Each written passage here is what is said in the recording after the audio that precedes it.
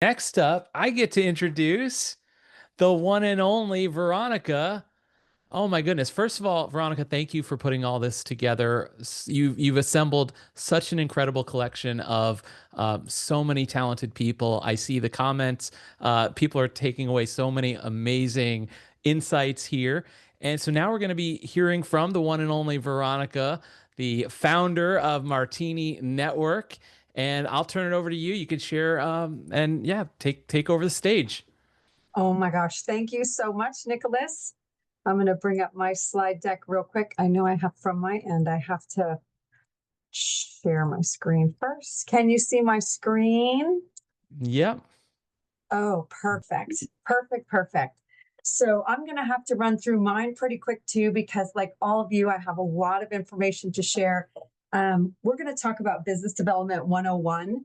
I pretty much have brought together a little bit of three different things to talk about. We're going to talk about building the network. We're going to talk about following up. We're going to talk about collaborations. And so I have to get it out there really quickly. But everything in life is about relationships, whether it's business or personal. At the end of the day, it's all about relationships. And so we're going to start with networking because I think a lot of people are really confused. Like, how do I even begin to make this happen? And since I happen to be the longest running independent networking group on the Treasure Coast at 17 years now, I will tell you that it is so much easier today than it was 17 years ago when we were the only thing besides a chamber to go to. However, chambers are fantastic. Like, I have been with the St. Lucie Chamber for almost 2 decades. I've been a tenured ambassador for over 10 years, and there's a lot of good that comes out of a chamber. So every city or county generally has a chamber of commerce. Some counties have several chambers of commerce. And then there's men's and women's groups. You can look for activities groups. You can look for golfing groups. You can look for animal loving groups. There's so many things that you can do to find different groups to get involved with, because networking doesn't just have to be about business, and it will generally always turn into, hey, what do you do? And then there's business networking groups that are independent of join paid groups, that like Martini Network and the Port St. Lucie Business Club, where you just pay a small cover to get into the clubs. And then or to the groups, the events. And then there's a lot of open networking opportunities. I want to call them events, but ribbon cuttings through the Chamber of Commerce are open to everybody, whether you're a member or not. If you see grand openings of a business in a community, those are great opportunities to go and meet people. Community events, concerts, festivals, things like that. You definitely want to get out there and meet people. I'm big on the in person, but we also have the social, like you just heard from Lucy, and the AI that you heard from Nicholas is great with social media too. But there's Facebook groups. You can start or join mastermind groups. Those are groups where you have several different industries and everybody is bringing their expertise from what they're doing in their business, and they truly help other people. If you find a true mastermind, and then groups by interest, like we were talking about, you can find those online. You can find people who love cats, like me. You can find people who like dogs, like Nicholas. I love dogs too. I just don't have the lifestyle for it. But also, you have social media. You can do what Lucy just said, follow all the things that she shared with you on how to connect with people on social media, because it is all about relationships. And if you don't even know where to start with an online search. You can type in networking groups in Port St. Lucie. You can type in, networking groups in Vero, wherever you are. And then you can find virtual events. I literally did a virtual event like 15 years ago. It was so ahead of its time. I still have recordings from those events. It was amazing. Or start your own. Once you start building a network, you can build your own mastermind and you can build your own things. Charities are also another great opportunity to meet people, because you find something that you love and believe in. I'm very, very connected to animal welfare agencies like Dogs and Cats Forever. And you're part of a team, you're working together for a great cause, but you make new friends. You can get involved. Your business can sponsor an event, which gives you a lot of exposure. Like Nicholas and I have sponsored Dogs and Cats Forever for booth spaces in a place, so they get to have the animals out there, and they put our banners up on the side of the tent.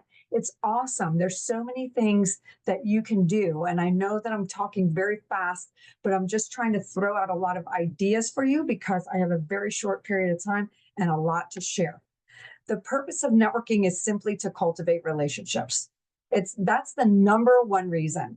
It will give you exposure for your business. You will develop strategic alliances and business partners. You will stay in front of the public and you can share information, but networking is to develop new relationships. And that as you build the relationships, the network continues to grow and to grow and to grow. Like today, after I've been networking for 20 years, and I can pretty much find anyone in any field that I trust, or if I don't have a field I can trust, I can reach out to someone I trust who will give me someone they trust. And building that network is vital, personally and professionally. So not only will it help your business, but it will help you personally. I would get into a little story, but I can't because I don't have enough time. But you can ask me about it when I see you. The number one thing we're talking about is networking. So we're going to talk about the must-dos because I stay away from the negativity. I do teach one as the must-dos and the don't-dos, but we're just going to share the must-dos. When people tell you you have to go to a group and meet as many people as possible, I say I'm calling BS on that, because the goal is not to meet everyone in that room. They won't remember you. You won't remember them. The goal, 1 to 3, really connect, have a conversation with, share information, connect with 1 to 3 people that you would want to do business with, or that could refer you, or you could refer them. Connect with 1 to 3. That's it. So that takes the pressure off. That's the first thing that takes the pressure off. You don't need to meet everybody. You don't need to spread your cards around. You don't need to try to remember everybody in the room. 1 to 3 should be the goal. Meet 1 to 3 new people. Ask them what they do. This is not, because some people go, oh, I'm so nervous, I have to go tell this person what I do. You do not have to go tell that person what you do. All you have to do is go up and say, hi, I'm Veronica. What do you do? And they'll start talking. And once they start talking, you keep asking questions. And people can't, they tell me, Veronica, you ask so many questions, but I have to ask questions because I want to know more, right? How can I help them if I don't know anything about them? So ask questions and be interested, not thinking about your cats at home that you have to feed. You are genuinely interested in what they have to say. And interact. Hey, do you have dogs? Do you have cats? Do you love cars? Hey, I saw you drive up in this car. It's a great car. Or, oh, do you have kids? What schools they go to? Not being a creeper, of course, but oh, my kids go to that school too. So there's a lot of ways to find common ground and to find things that you can talk about, because why? You're both human beings, right? They're not a sale. You're not a sale. You're both human beings. Discuss the follow-up appointment. And when you discuss a follow-up appointment, make the follow-up appointment. Because I can't tell you how many times someone will say to me, oh, I want to get together with you, blah, blah, blah, blah. And then I never hear from them. They never call. So, or email or anything. So make sure you discuss a follow-up appointment and then make the follow-up appointment. And then collaboration, learning how you can work with each other to help each other. And we're going to get a little bit deeper into that as well. Number 2 is the follow-up. This is one of the most important things, because most people leave incredible amounts of money on the table. They're not following up. I have been guilty of it in the past. And I'll tell you what, I go, oh, I can't believe that I didn't follow that person. So make sure that you follow up. And following up is similar to dating. This is one of my favorite slides, because you don't want to be too eager and you don't want to play too hard to get, right? You don't want to be like, I'm not interested. But you don't want to be like, oh my God, I have to meet that person. So think of it as dating for business. Why don't we follow up? We don't want to hear no. Nobody wants to hear the word no. When I hear the word no, no means next. It means I'm not wasting my time trying to follow people, keep following up, keep following up. I would rather hear the no than have someone keep pushing me off until I follow up like 10 times, because I'm going to keep following up until they say no. So just say no. And if you don't want to deal with someone, just tell them no too. Be kind. And we don't want to seem pushy. Nobody likes the car salesy kind of pushy person. Or we forget. I can't tell you, I've lost a business card, and then I'll think about it like a month later and be like, oh my God, I was supposed to get back with that person. And then I couldn't find the card, or I forgot. Life happens, maybe you got sick. I know people have been sick for the last 2 weeks. So things can happen. You might have broke a leg or a toe or whatever. And then projecting like, oh my gosh, they don't want me to call them. They're going to think I'm pushy. Sometimes we take and project these ideas that are not even true to scare ourselves out of following up. And some people just don't know how to follow up. So we're going to talk about that. The reality is they probably lost your information, right? They might just be too busy. I've had people call me and I go, I am tremendously busy right now. Can you follow up with me in 2 weeks? And if they're following up properly, they'll follow up with me in 2 weeks. And you can do the same. Follow up with them. Maybe the timing isn't right for their finances, for their business. They might be like, I just can't afford to do that right now. And maybe that's why.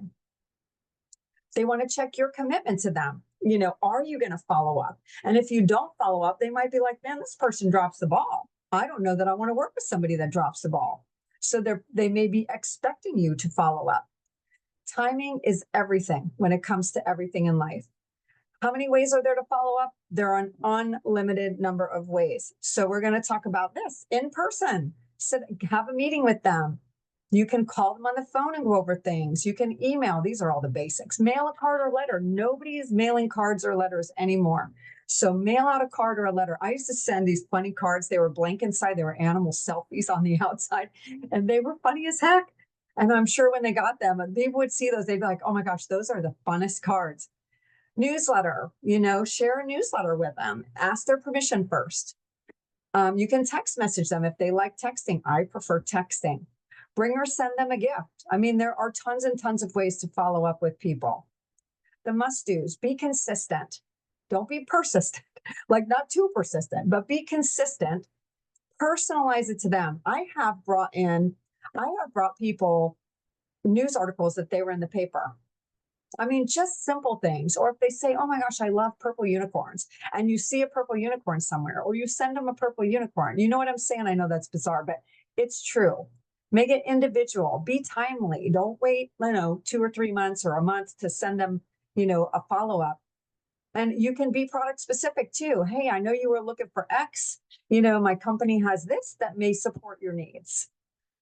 Interest specific. If they love golf, if they love, there's those entertainment books. You could send them a coupon from the entertainment book for 50% off golf. I mean, there's a million ways that you can follow up and keep following up. But I don't mean send them an email every day. That stuff annoys the crap out of me. I unsubscribe from that stuff all the time.